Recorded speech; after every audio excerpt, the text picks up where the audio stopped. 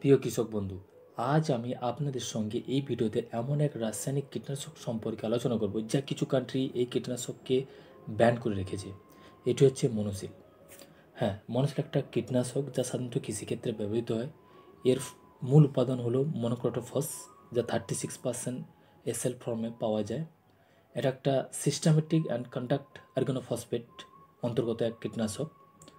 তো আমরা দেখব কোন কোন ফসলে এবং কোন কোন পোকা দমন করার জন্য এবং কত পরিমাণ ব্যবহার করব প্রতি হেক্টরে, এই ভিডিওতে আমি আপনাদের সঙ্গে শেয়ার করব। তো প্রথমে আমরা দেখে নেব ধান গাছের ক্ষেত্রে। ধান গাছে যেমন বাদামি গাছ ফড়িং এবং গলমিচ পোকাদের মারার জন্য স্প্রে করতে পারেন 400 to 500 লিটার জলে পার হেক্টরে 5 মিলিলিটার মনোসিল।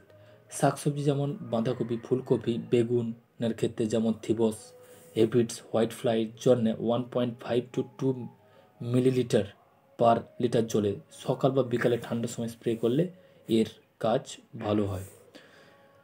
তুলো ক্ষেত্রে যেমন জেডিস, থিবস, বল ওয়ার্মের জন্য প্রতি হেক্টরে 500 লিটার জলে 600 মিলিলিটার ব্যবহার করতে পারেন, যা আপনার কৃষিক্ষেত্রে এই পোকাদের দমন করার জন্যে ভালো কাজ দেবে।